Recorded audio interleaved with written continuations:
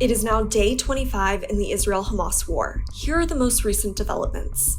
Israel's offensive to the October 7th Hamas attack has killed more than 8,300 Palestinians, including just under 3,500 children, according to the Gaza Health Ministry. As many as 1,400 Israelis were killed in the initial Hamas attack, and nearly 240 others are being held hostage by the militant group. Kuwait's crown prince addressed Kuwait's parliament, saying his country condemns Israeli aggression on Gaza and called for a ceasefire. Air raid sirens went off in the area of the Red Sea today, sending residents running for shelter.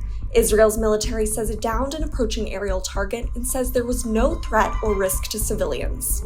The director of the Turkish Palestinian hospital, situated just south of Gaza City, says his hospital was damaged by an Israeli strike Monday evening. The blast damaged the building's oxygen system and water supply. A watchdog group advocating for press freedom says that the strikes that killed one journalist in southern Lebanon earlier this month were targeted rather than accidental. The group says the journalists were clearly identified as press. An Israeli government ministry has drafted a wartime proposal to transfer the Gaza Strip's 2.3 million people to Egypt's Sinai Peninsula.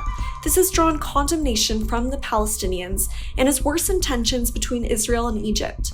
Reports claim Prime Minister Benjamin Netanyahu's office has played down the report, calling it a hypothetical exercise, a quote, concept paper. The head of the UN Agency for Palestinian Refugees said an immediate humanitarian ceasefire has become a matter of life and death for millions in a UN emergency meeting yesterday. The UN agency had accused Israel of collective punishment of Palestinians, warning that a further breakdown of civil order will make it extremely difficult, if not impossible, for the largest UN agency in Gaza to continue operating. Israeli Prime Minister Benjamin Netanyahu dismissed calls for a halt to fighting.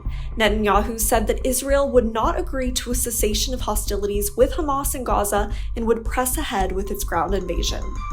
Thank you for joining us for this update. Stay tuned as we continue to bring you the latest developments in this complex and evolving situation.